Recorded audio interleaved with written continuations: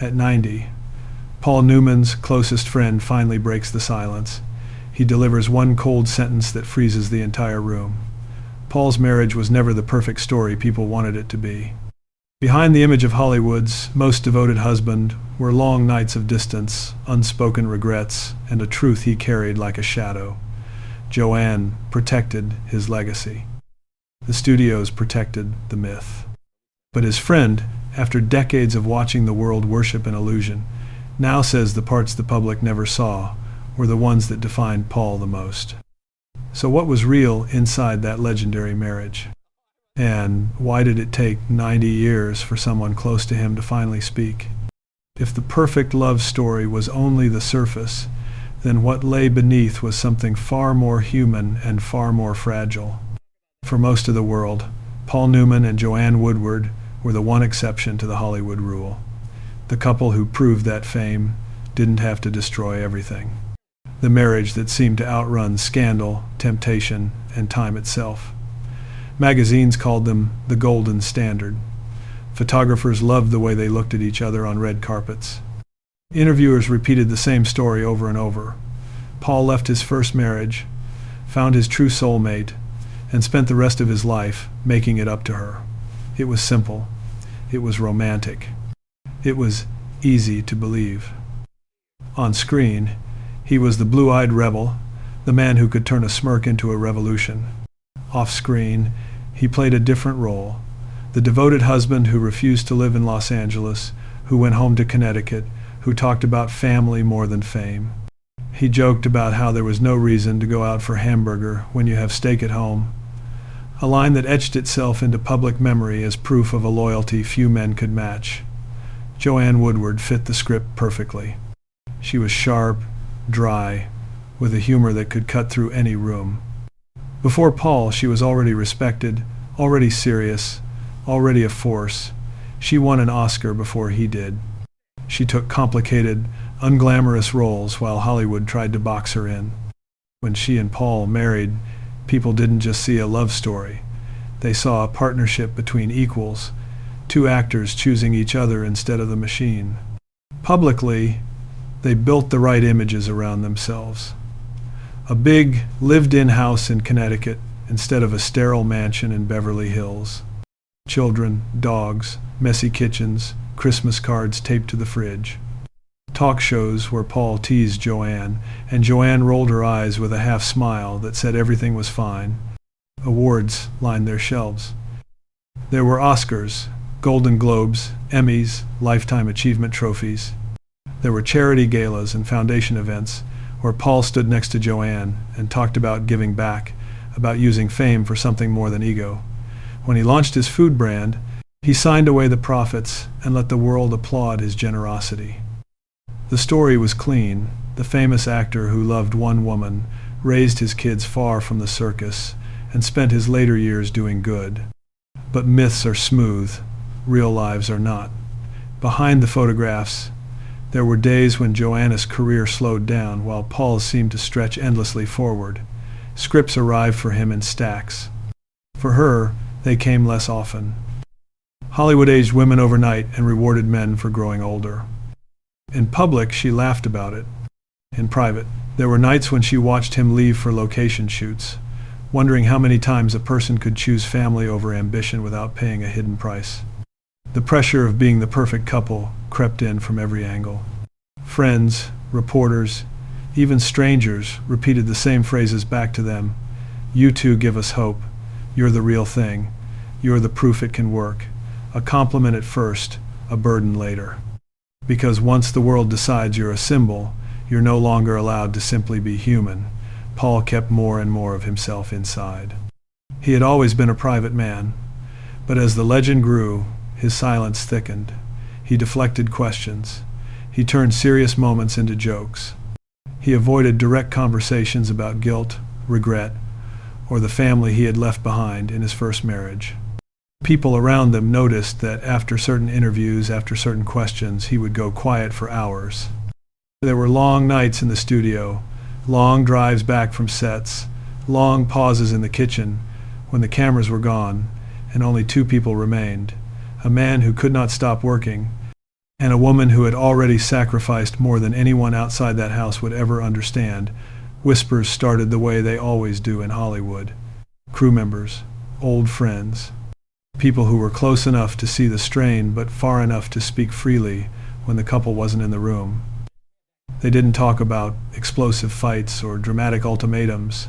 They talked about distance, about how Paul sometimes looked like he was somewhere else when Joanne spoke, about how Joanne, who once commanded every scene she walked into, began to stand a little further back, letting him take the full light. The illusion still held for the public. The smiles were still there. The red carpet hands still reached for each other at the right moments.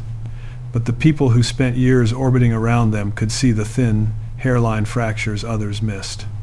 One of those people was the friend who had known Paul before the legend, before the salad dressing, before the myth of the perfect marriage attached itself to his name. He was there in the early days, when Paul was still restless and uncertain. He was there at the dinner tables, on set, in the quiet spaces between takes. He watched the story of Paul and Joanne from the inside, not as a fan, not as a journalist, but as a man who had shared cigarettes, secrets, and silences with him. He saw the nights when Paul drank more than usual and fell into a heavy, uneasy sleep. He heard the phone calls that ended in long pauses instead of clean goodbyes. He listened when Joanna's voice tightened ever so slightly while insisting everything was fine. And as the years went on, he watched the gap widen between what the world believed and what the people closest to Paul actually lived through.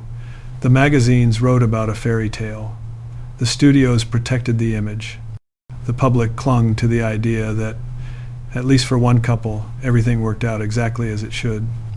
Only a few people knew that inside that carefully guarded marriage, there were questions that never found answers, wounds that never fully closed, and a man who never felt as perfect as everyone needed him to be.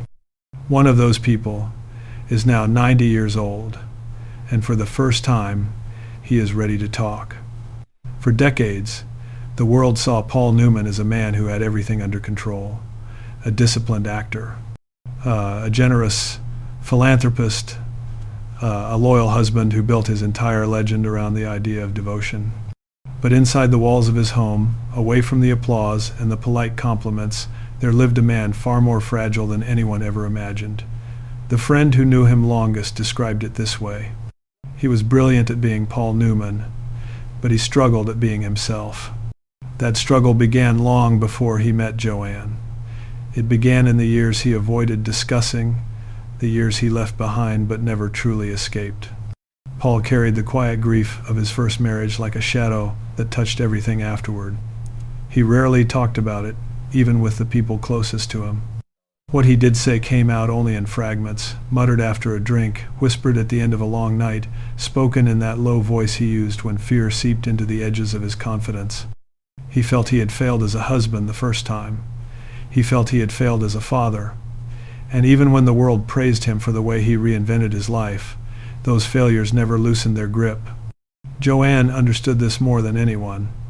At first, she tried to be the calm in the storm. She believed that if she stayed steady, he would steady himself. But year after year, she watched him drift into a pattern he didn't know how to break. The nights when alcohol softened his voice, the silences when he stared at the floor instead of answering a simple question, the moments when guilt wrapped around him so tightly he could barely breathe. No one taught Paul Newman how to talk about pain. He knew how to mask it, how to hide it behind charm, or jokes, or the way he raised his eyebrows during interviews, but he never learned how to release it. And when a man doesn't release what haunts him, it spills into every corner of his life quietly, invisibly, relentlessly. The friend recalled one evening in particular, a dinner at the Newman home, guests laughing in the other room, children running up and down the stairs. Paul stood at the kitchen counter pouring himself another drink. Joanne approached him and touched his arm, just a light touch. A gesture so simple a stranger would have missed it. He didn't pull away. But he didn't turn toward her either. He froze, as if caught between two lives he couldn't reconcile. The man she believed in, and the man he feared he actually was. Later that night, after everyone left, she whispered to their friend, He never forgives himself, not even on the good days.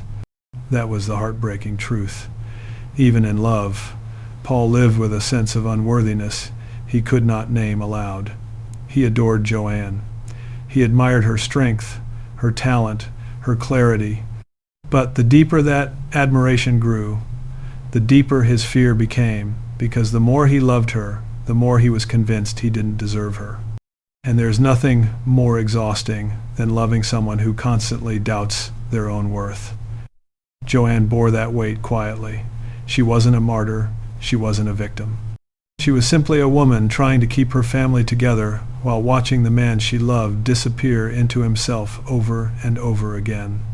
There were mornings when Paul woke before dawn, sat alone on the back porch, and stared at the trees as if trying to make sense of a life too big, too heavy, too loud. His friend said those were the moments when Paul looked most human, not the movie star smile, not the flawless close-ups, but the stillness, the vulnerability, the way his shoulders drooped when he thought no one was watching. And when Joanne walked outside with a cup of coffee and sat beside him, he barely said a word. Sometimes he nodded. Sometimes he squeezed her hand. Sometimes he didn't move at all, but he always stayed. That was his way of saying sorry without having to speak the word. As the years went on, the emotional distance grew unpredictable. There were seasons when Paul seemed lighter, when sobriety sharpened his humor, when roles inspired him, when the world's expectations briefly felt bearable. But there were also stretches when the pressure crushed him, when he drank more, when he drifted further inside his thoughts, when he seemed both present and absent in the same room. Their friend described it best. It was like watching someone walk through fog. You could see him, but he couldn't see himself. Joanne stayed because she loved him. She stayed because she understood the difference between a man who is cruel and a man who is broken. She stayed because Paul Newman, for all his fame and fortune, was terrified of losing the one thing he believed he didn't deserve her. And yet, that fear created its own wounds. When you love someone who fears abandonment, you spend your life reassuring them.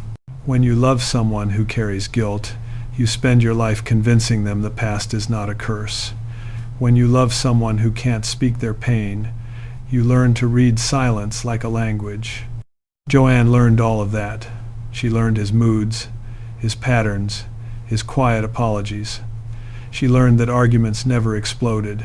They eroded. Not with shouting, but with long pauses. Not with accusations, but with things left unsaid. The public saw passion.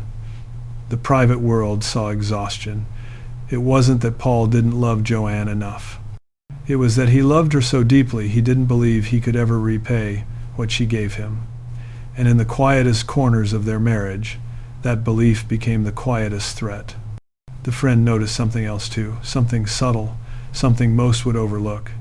Whenever Paul achieved something great, a new award, a successful film, praise from critics, he smiled, shook hands, did the interviews.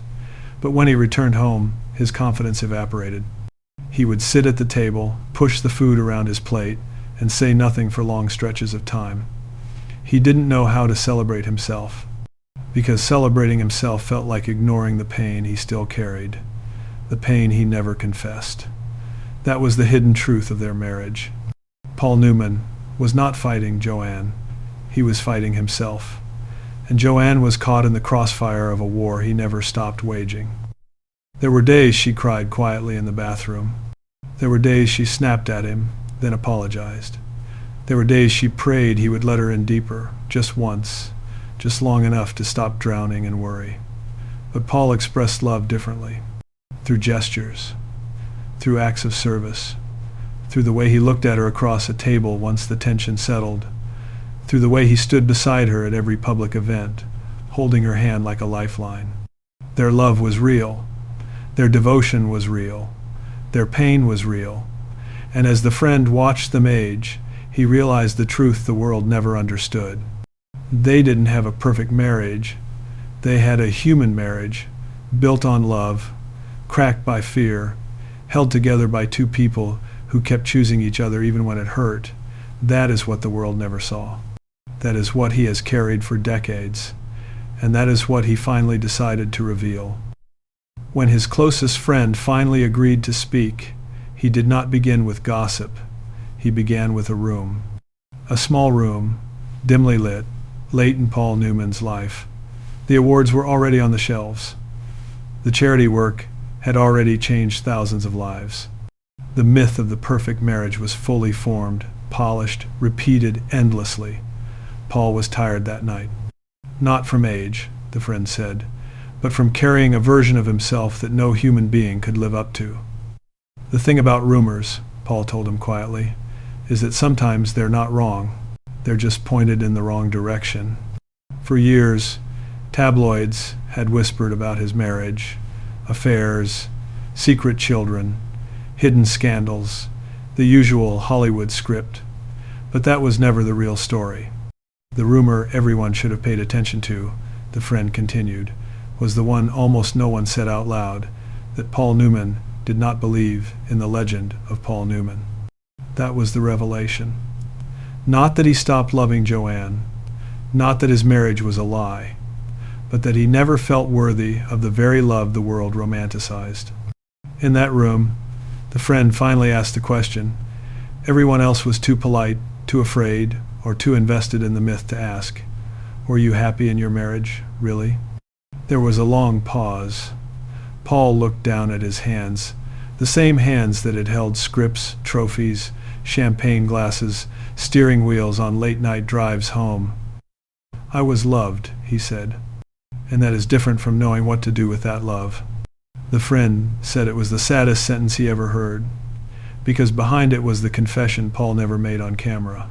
He believed he had damaged too many people in his past to ever fully relax into joy. He believed his first family carried wounds that no success could heal. He believed Joanne had to patch holes she never created. The world thought the rumor was about infidelity, secrets, betrayal, but the real secret was quieter and more devastating. "There were times," Paul admitted, "when I thought Joanne deserved a man who wasn't always looking over his shoulder at the past." He wasn't talking about a specific scandal. He was talking about the constant spiritual double exposure of his life. One image of him as the devoted husband, and the other, burned into his conscience, of the man who walked away from his first marriage and never forgave himself for it. This is what his friend finally confirms at 90. Paul Newman did not live inside a fairy tale. He lived inside a marriage where love was real, but peace was fragile. There were years when he and Joanne drifted emotionally, not with dramatic ultimatums or public separations, but with a slow, almost invisible retreat into parallel lives. He worked, she adjusted. He ran from ghosts. She tried to build a home sturdy enough to keep them out. At one point, according to the friend, Joanne looked at him across a table and said, very calmly, "You are here, but you are not with us." Paul had no answer. That silence, the friend insists, said more than any confession ever could. The biggest shock is not that their marriage contained pain, and every long marriage does. The biggest shock is that the man the world trusted as the symbol of romantic certainty was, in his private moments, filled with doubt. He doubted his worth as a husband. He doubted his ability as a father. He doubted that any amount of good work, charity, or loyalty could ever balance the scales inside his own conscience. So when the friend is asked, all these years later, if the rumors about Paul's marriage were true, he gives an answer no tabloid would print. Yes, he says, but not in the way people think. Yes, there were nights when the house was too quiet. Yes, there were stretches when Joanne felt alone beside a man the world adored. Yes, there were emotional distances that no amount of red carpet hand-holding could erase. But no, it was not a grand betrayal that defined them. It was the smaller, more human betrayals of his own needs, of his right to be honest about his guilt, of his ability to say, "I am not the man they think I am, and I don't know how to live with that." Near the end, the friend says, Paul spoke more softly about Joanne. He didn't talk about the myth, the interviews, the famous quote about steak and hamburgers. He talked about how she stayed, how she pushed him, argued with him, forgave him, and sometimes refused to forgive him right away because he needed to feel the weight of his actions. She kept me honest, he admitted. She kept me home, even when I wanted to run. The revelation, then, is this. The rumors about his marriage being too perfect were lies. The rumors suggesting it was secretly rotten were lazy. The truth lived in the middle, in the exhausted, complicated, tender space where two people struggle with history, ego, regret, and love, and keep choosing each other anyway. At 90, his best friend no longer cares about protecting a fantasy. He cares about protecting something far more important, the humanity behind the legend. People ask me if their marriage was really as perfect as it looked, he says. I tell them, no, it was better than that. It was real. And in that single line, the myth finally cracks, and the man steps out from behind it. When the truth finally comes to light, it rarely sounds dramatic. It sounds quiet. It sounds human. And that is exactly how the story of Paul Newman ends. Not with scandal, not with a confession that shatters the legend, but with a realization that reshapes it. His closest friend, after decades of silence, doesn't speak to destroy Paul's image. He speaks to release him from it. He speaks to remind the world that even the brightest actors stumble in the dark when no one is watching, because what Paul carried was not deceit, it was guilt. What Joanne endured was not betrayal. It was the emotional gravity of loving a man who never truly forgave himself. Their marriage was not a postcard. It was a landscape with storms and sunlight, with seasons of doubt and seasons of joy.